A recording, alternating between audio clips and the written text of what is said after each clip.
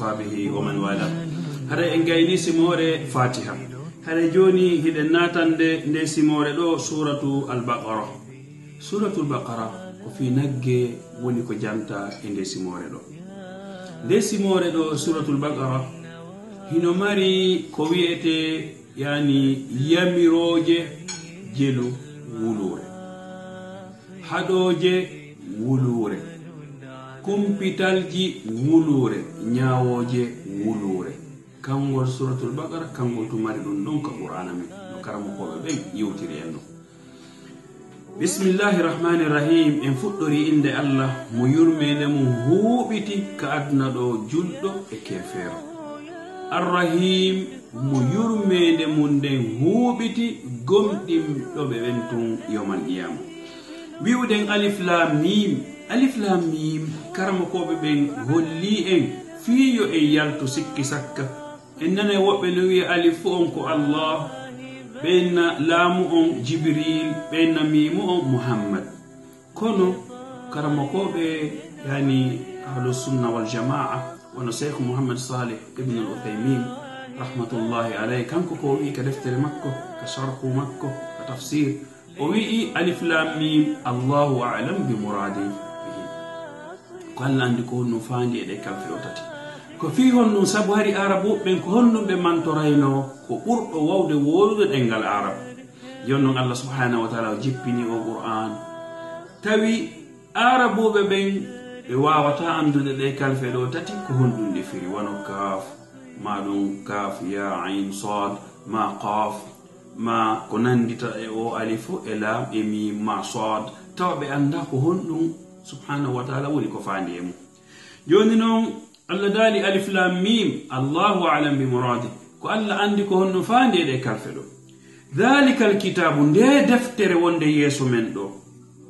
de qur'anare wonde yeso men do la rayba fihi shikkitare ala e mayre kaka Allah subhanahu wa ta'ala woni kande imani haye goto juldo gomdindo Allah subhanahu wa ta'ala duwa ka sikkitade si tawi o qur'ana mo nelado sallallahu alayhi wa sallam jonna si tawi ka Allah iwri mana he Allah ayna Allah dali hudan ko de fewnayde hombe lil muttaqin be hulobe Allah jaka yo wona fo nde deftere do fewnata hino suba yimbe be tawata ko bende deftere do fewnata ko hombe ko almuttaqina be hulube Allah ko hon woni kulol Allah subhanahu wa ta'ala ko kulol Allah hadaima wadugol piiji di Allah subhanahu wa ta'ala haduma ko kulol Allah hadaima yahugol ko Allah haduma ko kulol Allah hadaima wowlugol ko Allah subhanahu wa ta'ala haduma Allah no sifanade en yoga e bebe tawata ko wi'abe hulbe Allah Allah dali allazina ben yu'minuna gomdimbe bil ghaibi ko wirni ko premier sarto on si goddo faala wonde e al muttaqin yo ndaru premier sarto on ko yo wonu e hondum yu'minuna bil ghaib hara hibe gomdini piiji wirni didi wano gomdingol darngal gomdina yite gomdina aljanna gomdina malaika be gomdina raqiba atiden be do fo gomdina be tabe yitawantigi yalibe yu'minuna bil ghaib hibe gomdini ko wirni wa yuqimuna as-salata be nyiba e julde yani ko nyibo be kadi e julde wa mimma razaqnahum e kala ko men arkisibe yunfiquna be dépensay dun do non wana jawdito siko gandal siko nasiha siko jawdi kambe be dépensay fi Allah subhanahu wa ta'ala wallazina e bembe tawata yu'minuna hibe gomdini bima unzila ilayka dun ko Allah subhanahu wa ta'ala jippini e doma an hombo am Muhammad sallallahu alayhi wa alihi wa sallam wama unzila min qablika e dun ko Allah jippini adima am Muhammad yani Tawrat Injil Jabur صحف إبراهيم صحف موسى نعم وهم نكم بكدي يعني وما أنزل من قبلك إدونك على جبني كأدماء محمد وبالآخرة بيدو الآخرة أم يالنا سكي سكا هم نكم يوقنون كو بياننا بالآخرة أم كوكو ودتا يعني درنغال كوكو ودتا سي انفو اماي ان امنتينت نعم الله دالي بي سفري بني آية جدو سفانيك ان غمدين ببين كو هنو وني جيكوجي مابbe Allah dali ulaika bedo ala hudam be woni e dow pewal min rabbihim immorgal ka jomi mabbe wa ulaika ko bedo woni al muflihuna malabe yalla wado nge mabbe bedo ko bedo woni malabe be tawata hibe gomdini Allah subhanahu wa ta'ala hibe gomdini ko wirni be nyibay e julde sibe Allah arki sibe jawdi be depensayndi hibe gomdini defte adinode Qur'an e hoore dum kadi be gomdini dargal e hoore dum kadi hibe yanana sibe mayi be mintinte ko beedo woni yimbe be tawata Allah subhanahu wa ta'ala dali ko beedo woni malabe do ko jikku hombe ko jikku sifa yimbe gomdimbe Allah ben Allah sifani en do joni Allah kadi no sifanade en do e ayeji didi heferabe ben yeddube ben Allah dali inna pellet nunu tawkid wono karma ko memben holliri en non innal ladhina kafaru pellet no be yeddube be salibe sawa'un hino fota ter alayhim edo mabbe ya Muhammad tatampinti horama tatampintino Allah no dalika suratu kahfi fala allaka bakhi'un nafsaka ala atharihim illam yu'minu bihadha alhadith asafa nelado sino dino be kadina be salike sattayno e nelado sabu nelado no yidannobe yobe gomdin yobe jabudina l'islam ayna Allah dali no fotater alayhim edo mabbe a anzartahum si awajike be am lam tunzirhum ma awajakibe la yu'minuna be gomdinta sabu non hondum ya rabbi ko fi hon wadi be gomdinta Allah dali khatama Allahu noti khatama Allahu noti ala qulubihim e dow ɓerɗe maɓɓe ɗen wa ala sam'ihim e ɓerɗe e nanɗe maɓɓe ɗen wa ala absarihim e gite maɓɓe ɗen ghishawatan cuddi khatama Allahu wonnoti ko fi hon ɗum ɗo ko khatama waɗuɗen Allahu woni yeeso ko fi hon ɗum en attori Allahu on sakkitorɗen gollal ngal par ce que ɗo Allah ko ismul fa'il khatama ko maf'ulun bihi ɗo en wata wiide khatama yani noti Allahu Allah hare do fewa ko dum wadi yiltuden kongongol waduden attorden alfa'il alal maf'ul bihi wadi fuddorden Allah lianna Allah ismun fa'il wa alamatu fi'lihi ad-dammatu az-zahira hare hiden andi ko Allah subhanahu wa ta'ala toujours ka karamo ko be nahaw be wi golludo gollangal kanko ko sakkitorta ko tural ko dum wadi yiwden do Allah اسم الفاعل توزر كون سكتورتا كو تورا ختم كو مفعول به كو هن وونتا كو منصوب يعني وني فتحه كو دون وادي هاري سكتور دين يعني غولانغال اتور دين اندي غولودون ويودن ختم الله